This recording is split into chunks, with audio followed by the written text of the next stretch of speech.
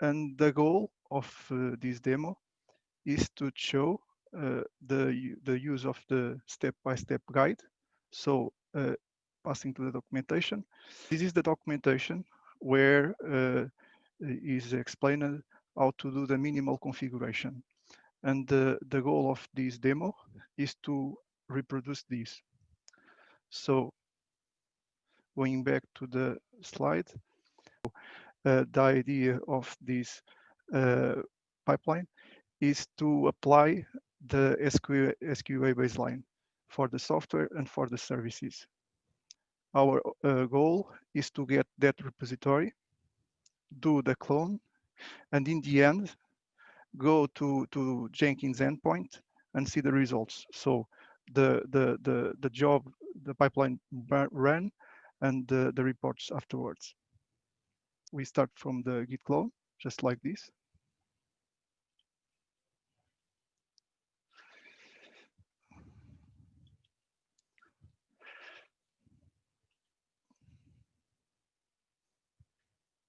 Let me go for the next step. So then we will do the creation of the branch. In this example, we will create a branch called AHM that will have the source code, the current source code, and we will add the necessary configuration. So we will just start then to create the .sqa directory. So let's go for it. So here inside we have already the repository. So let's create the branch.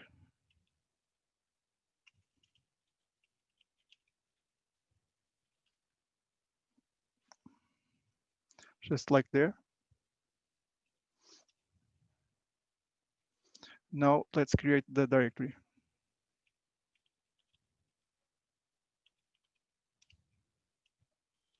Let's go inside this directory and let's put here the files. So let's go to the next part. So now we need to create the config YAML that has the definition from the user for the pipeline. Let's look into it. So this is the config YAML for this project, DPAS, that we will use.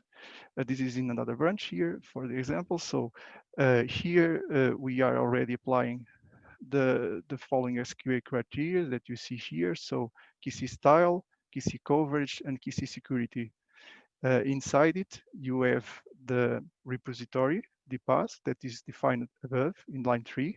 Okay, this will be applied the builder tool talks. So this will use the talks tool with all the required defined environments for running the tests. So we have this same tool being applied in this example for all the tests we need to run. Next, we can also look into the current criteria configuration. So that example only uses some of the criteria, but all the criteria are documented here. In the same link before, so you have the minimal configuration, and afterwards you have the SQA criteria settings. Here you have all the current criteria that will evolve during time on this project. And you have here the multiple examples for you to start looking to it.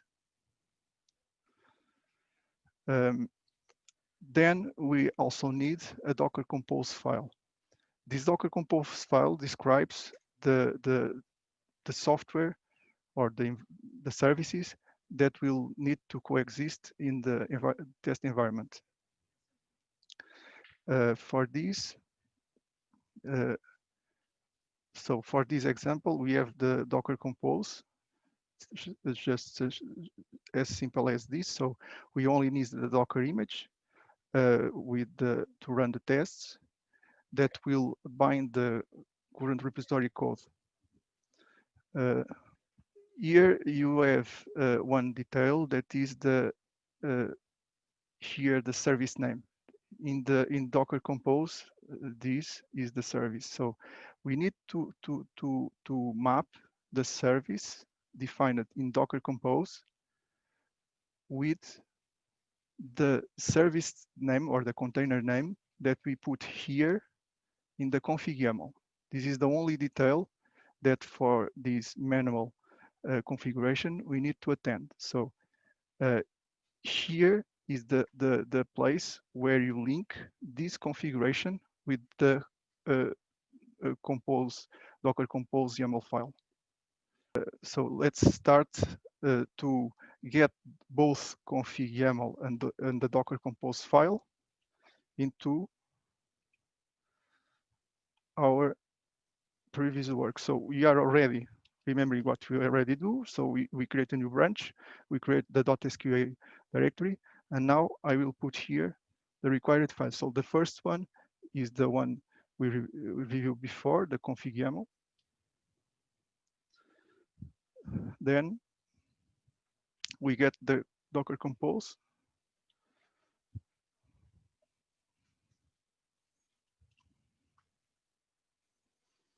And now let's go for the final piece of code.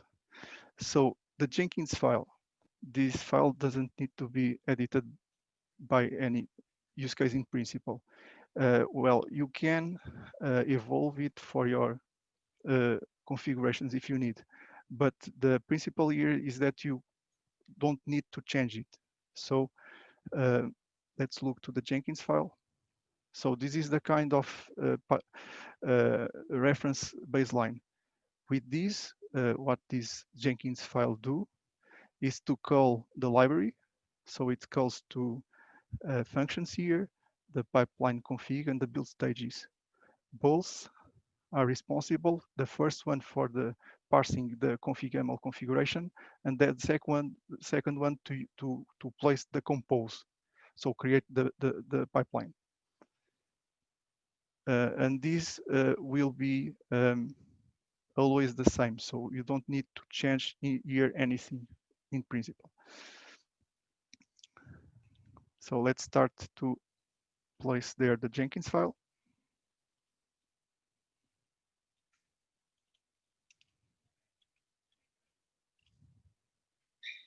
And now we have here our Jenkins file. So we are almost finishing, as simple as this. So now we need only to add the files, the 3 files that we have already added here, and then commit it and push it to the Git repository. Since the hooks are already configured for the organization, EOSC-Synergy, the magic will happen in the end. So let's just do the last steps.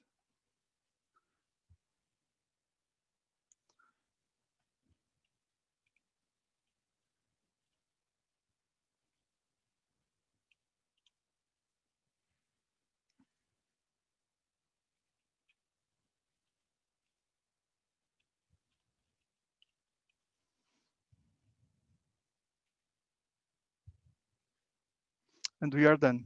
So after this push, we just place a new branch here. Sorry, I think I need to refresh this. Here it is. And so this F, as I can show you here in the end, creates a new job there. So let's open it. And here you are. Job is already running, as you can see. And it is already just creating the stages. So you are here viewing the live run. So it is in this moment running the build. You can enter here, and you can also see more details during the build. You can see live build of everything that is being run here. So you can see actually all commands and everything that is running in real time. Since it is running, let's as it is running, let me just say, when it finished, it expected that it finished with success. So in the end, we can also see additional details for the flow graph table. So let me show you the view because we can also see it in real time. So this is the more detailed part of all steps that is being run in the pipeline, okay? And for now, all these steps have been run with success. And now is running these steps. So you can also see the details instead of see this bunch of console logs, okay? We can also see a more clean run of this pipeline. So since this is running, we will not take the presentation time for it. In the end, we can show you the result. So let me see if the pipeline already finished. Okay, yes, it finished. It seems that it finished. So let's see the result. Finish with success, So if we go here, we see a sun and yeah, we get it.